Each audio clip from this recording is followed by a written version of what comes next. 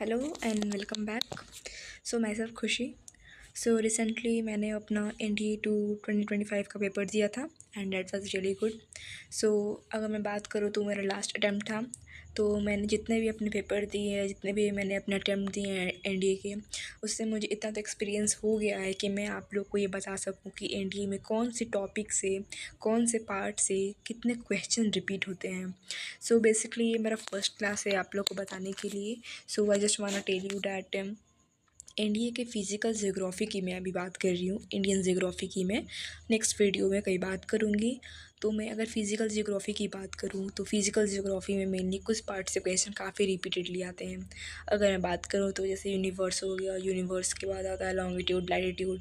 ये सब क्वेश्चन जो है मतलब कि जो कौन सी थ्योरी कौन सा साइंटिस्ट ने दिया था, ये सब क्वेश्चन काफ़ी ज़्यादा आता है। Just like the peninsular plateau, cold current, warm current, ये सब क्वेश्चन मतलब हर एक बार आपको देखने को मिल जाएंगे। सो मैं आपका टाइम वेस्ट नहीं करूँगी without wasting my time, sorry without wasting your time. I am gonna start you the topic. पहले मैं यूनिवर्स से स्टार्ट करूँगी। जितना कवर हो सके मैं इस वीडियो को शॉर्ट रखूँगी ताकि आप लोग को पढ़ने में काफ़ी आसानी हो। सो अगर मैं बात करूँ यूनिवर्स की तो मैं यूनिवर्स से स्टार्ट करूँगी और इस टॉपिक को लेते लेते मैं आगे तक बढ़ूँगी।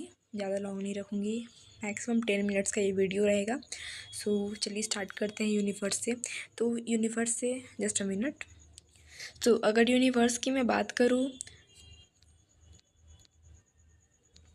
हाँ सॉरी। सो अगर मैं यूनिवर्स की बात करूँ तो जो यूनिवर्स होता है ज़्यादा कुछ नहीं है, एक वास्ट स्पेस है surrounding us, is called as universe.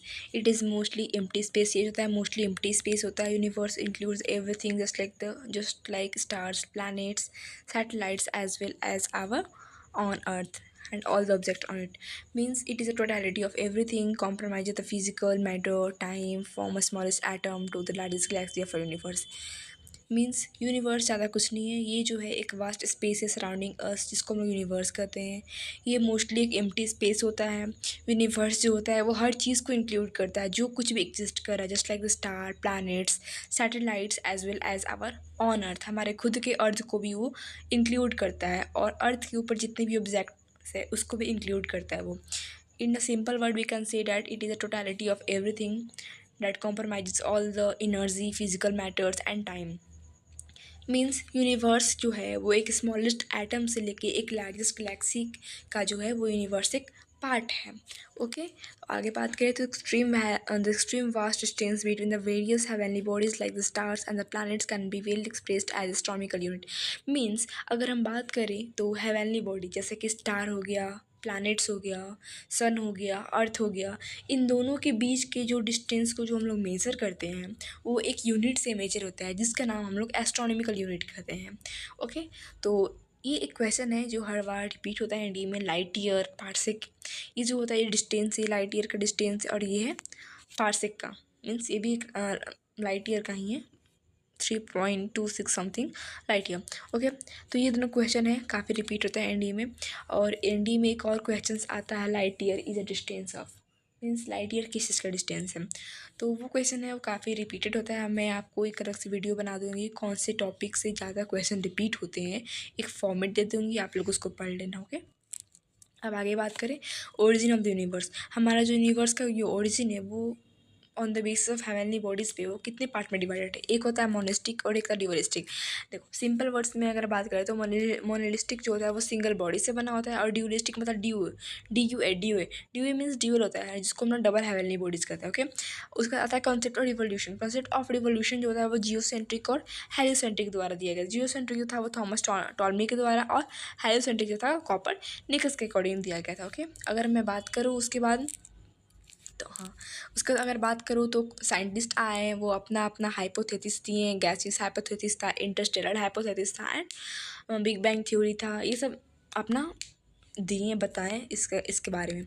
तो मैं फर्स्ट बात करूँगी गैसियस हाइपोथेसिस के बारे में। गैसियस हाइपोथेसिस क्या होता है, मतलब कि इसको मैं हिंदी में बताऊँगी कि देयर वाज अ गैस। पहले एक गैस था, क्लाउड का गैस था जो कि स्मॉल पार्टिकल से बना हुआ था। एक गैस था, स्मॉल पार्टिकल से बना हुआ था। This particle initially hard, cold and motionless, collided due to gravity generating heat and motion. मतलब कि ये जो पार्टिकल था इनिशियली हार्ड था, कोल्ड था और मोशनलेस था। वो कोलाइड होता है क्यों? ग्रेविटी की वजह से कोलाइड होता है और हीट और मोशन इवॉल्व करता है, मीन्स वो हीट और मोशन को फॉर्म करता है। मीन्स जो एक क्लाउड का जो गैसियस था वो स्मॉल पार्टिकल से बना हुआ था। वो पार्टिकल्स इनिशियली हार्ड था, कोल्ड था, ठंडा था और मोशनलेस था। मीन्स मोशनलेस मतलब कि वो कांस्टेंट था, मतलब कि वो रेस्ट पे था। मोशनलेस मतलब मोशन मतलब चलता हुआ, मोशनलेस मतलब जो अपने प्लेस पे रेस्ट पे है, ना हिल रहा है ना डोल रहा है, मतलब वो मोशनलेस था। और वो कोलाइड करता है ग्रेविटी की वजह से, और जब वो कोलाइड करता है तो वो हीट और मोशन को फॉर्म करता है। ओके, उसके बाद स्मॉल पार्टिकल्स फ्यूज, जो स्मॉल पार्टिकल्स था वो लार्ज पार्टिकल्स में फ्यूज होता है, एक गैंट गैसियस बॉडी फॉर्म करता है जिसको हम लोग नेबुला कहते हैं। Okay, the high rotational speed of the nebula led to increase the heat causing centrifugal force, circular rings formed, cooled down, transformed into the planets, while the remaining nebula evolved into the sun over millions of years. Nebula hypothesis present a hot, slow-moving superbody in the universe known as nebula. Over a time, the nebula continuously cooled, contracting and reducing in size, volume, increased rotational speed, led to a balance shift between the centrifugal force and the gravitational force. Sorry, मैंने एक बार में repeat को मैंने पढ़ दिया, मैं इसका बताती हूँ हिंदी। मीन्स जो हाई रोटेशनल स्पीड था नेबुला का, वो किसके वजह से वो जो इंक्रीज हुआ था, जो हाई रोटेशनल स्पीड था नेबुला का लेड टू इंक्रीज, उसके वजह से इंक्रीज होता है, जिसकी वजह से सेंट्रीफ्यूगल फोर्स कॉज, मतलब कि नेबुला के हाई रोटेशनल स्पीड की वजह से सेंट्रीफ्यूगल फोर्स कॉज होता है। उसके वजह से जो सर्कुलर रिंग होता है वो फॉर्म होता है, और वो जब कूल डाउन और ट्रांसफॉर्म्ड होता है प्लैनेट्स में, मतलब कि जो सर्कुलर रिंग्स था वो कूल डाउन होगा, वो प्लैनेट में फॉर्म होता है, और जो बाकी नेबुला है वो सन के चारों तरफ मिलियंस ऑफ ईयर तक रिवॉल्व करते थे, इवॉल्व होते थे। ओके, अगर मैं बात करूँ आगे तो नेबुला हाइपोथेसिस था वो present hot slow moving super body था जिसको हम लोग नेबुला कहते हैं। Nebular hypothesis of present hot slow moving super body universe को हम लोग नेबुला कहते हैं। ओवर टाइम, कुछ टाइम के बाद जो नेबुला है वो कंटिन्यूसली कूल्ड हुआ, कॉन्ट्रैक्टिंग हुआ एंड रिड्यूस, अपने साइज में रिड्यूस हुआ, वॉल्यूम को भी रिड्यूस किया और अपने रोटेशनल स्पीड को इंक्रीज किया, और बैलेंस को शिफ्ट करता है सेंट्रीफ्यूगल फोर्स और ग्रेविटेशनल फोर्स के बीच में। देन एक रिंग था, रिटैच हुआ, form nebula, breathing into smaller ring that cooled up equal to evolve to, मतलब कि जो रिंग था नेबुला का वो डिटैच हुआ ओवर टाइम, कुछ टाइम के बाद वो रिंग था डिटैच हुआ नेबुला से, ब्रेक हुआ स्मॉलर रिंग्स में, जो कि कूल डाउन होने के बाद प्लैनेट्स और सैटेलाइट्स में फॉर्म्ड हुआ। ओके, उसके बाद आता है इंटरस्टेलर गैस डस्ट हाइपोथेसिस। ये था, ये रशियन साइंटिस्ट के द्वारा दिया गया था। इसमें सजेस्ट किया गया था कि जो हमारा earth other solar system planet है वो फॉर्म होता है interstellar dust matter cluster capture by the sun during its passage near the galactic centre.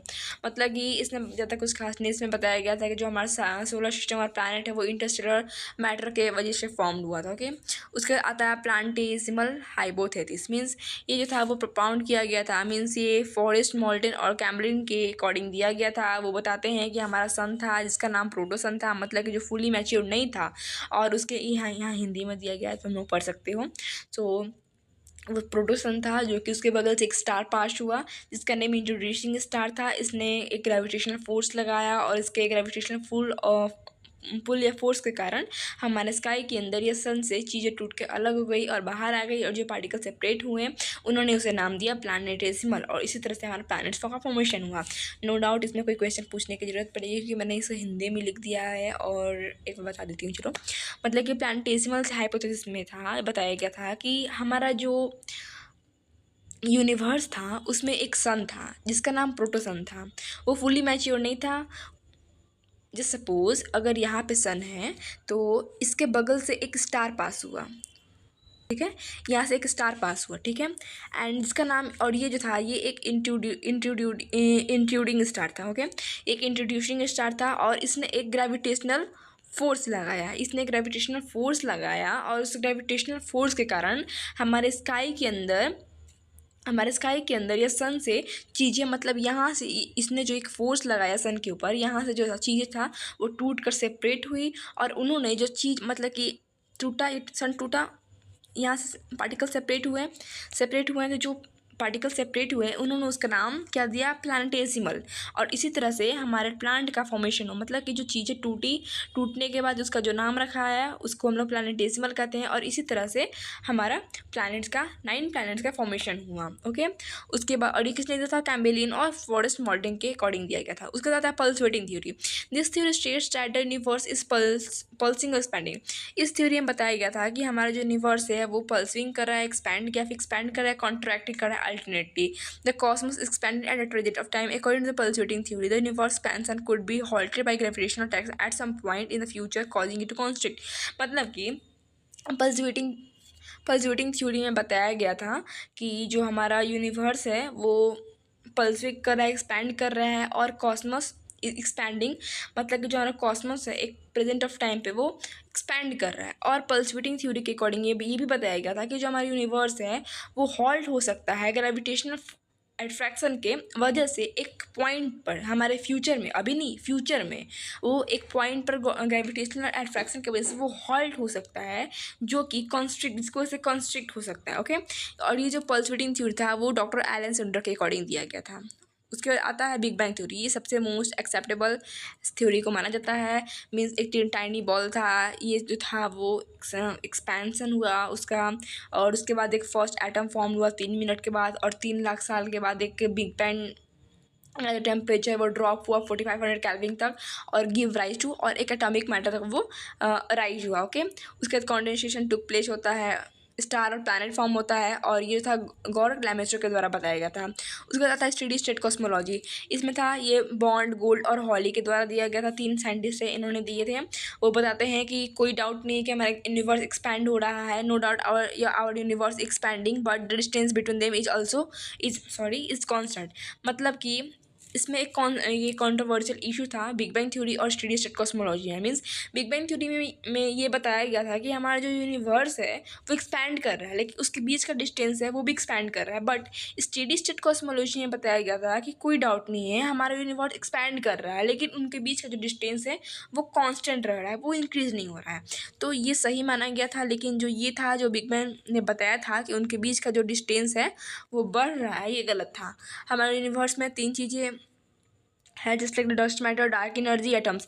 Dark matter है 26.8% डार्क एनर्जी है, जो कि यूनिवर्स के जो कि एक्सपेंशन में हेल्प करती है, और एटम्स है 4.9% है, जो कि प्लैनेट्स में है। उसके बाद यहाँ पे शॉर्ट में बताया गया है डस्ट और गैस मिला, प्रोटोस्टार फॉर्म हुआ, जिसको मेन सीक्वेंस स्टार भी कहते हैं। एग्जाम्पल है सन, ठीक है, जो कि पूरा मैच्योर नहीं था। और एक और बात यहाँ पे, अगर सन का जो मास है 1.44, just a minute, sorry for the inconvenience, गलती से टाइप हुआ। सो मैं कहाँ थी, अगर 1.44 टाइम मास ऑफ द सन से कम है, मतलब कि अगर सन के मास से अगर 1.44 टाइम अगर कम है तो वो एक गैंट बॉडी फॉर्म करेगा, और अगर 1.44 टाइम से अगर वो ज़्यादा है, ग्रेटर है, तो वो सुपर रेड गैंट फॉर्म करेगा। रेड गैंट मतलब कि वाइट ड्राफ्ट में आता है ब्लैक ड्राफ्ट, जिसमें स्टार की डेथ हो जाती है। उसका रेड गैंट में आता है सुपरनोवा, इसके 2 टाइप्स होता है, एक ब्लैक नोवा होता है और एक न्यूट्रॉन स्टार होता है। ओके, उसके बाद आता है birth and the evolution of stars. So एक वीडियो काफ़ी लॉन्ग हो जाएगी, इसका मैं नेक्स्ट में बताऊँगी। देखो, मैं पहले बता देना चाहती हूँ कि अपने लाइफ में मैंने फर्स्ट टाइम ये जो मैं कर रही हूँ अभी, मतलब पढ़ाने का, वो मैं फ़र्स्ट टाइम कर रही हूँ। सो डोंट जज मी कि मैंने अच्छा पढ़ाया है नहीं पढ़ाया है, मैं भी एक स्टूडेंट हूँ। मैंने अभी जस्ट रिसेंटली अपना एनडीए दिया है। सो मुझे पता है मेरा एनडीए क्लियर हुआ है। मैं एसएसपी में भी 1-2 बार स्क्रीन आउट हुई हूँ, बट मुझे पता है मेरा वो हो जाएगा। बट मैं जो भी कर रही हूँ आप लोग को एक हेल्प करने की, देखो मुझे पता है कि एनडीए में कौन से पार्ट से कितने क्वेश्चंस आते हैं। मुझे ये चीज़ को समझने में काफ़ी टाइम लगा है कि कौन से टॉपिक से कितने क्वेश्चन आते हैं, और मैं नहीं चाहती हूँ कि आप लोग को ये प्रॉब्लम हो। सो मैं चाहती हूँ कि मैं वो टॉपिक को पहले ही बता दूँ कि कौन से टॉपिक से कितने क्वेश्चंस आ रहे हैं, यूपीएससी मेनली किस टॉपिक को फोकस कर रहा है। मीन्स अगर मैं बात करूँ तो कुछ टॉपिक्स हैं। देखो, मैं पूरे ज्योग्राफी की बात कर रही हूँ। ज्योग्राफी में स्पेशली 11th की एनसीईआरटी इंपॉर्टेंट होती है, आई नो डाउट। उसमें इंडियन ज्योग्राफी की बात करें, rivers west to east, east to west, ये सब अरेंज करने का आता है। Cold current, warm current, okay, ये सब आता है। Latitude, longitude, Western Ghat, Eastern Ghat, ये सब क्वेश्चन मिलने आते हैं। सॉइल से क्वेश्चन आते हैं, कौन से सॉइल्स में कौन सा क्रॉप पे कौन सा क्रॉप सूटेबल है ग्रो करने के लिए, कौन से सीजन में कौन सा क्रॉप ग्रो कर सकते हैं, ये सब आता है। और बाकी पॉलिटिक्स की बात कर रही हूँ। बाकी दूसरे चैप्टर्स की बात करूँ, जस्ट लाइक यूनिवर्स जो मैंने भी बताया कैसे फॉर्म हुआ, ये सब क्वेश्चंस आते हैं। एंड रिवर्स तो मैंने बता दिया, ड्रेनेज सिस्टम आता है, एग्रीकल्चर से आता है क्वेश्चन, बहुत सारे टॉपिक्स हैं जो कि आते हैं।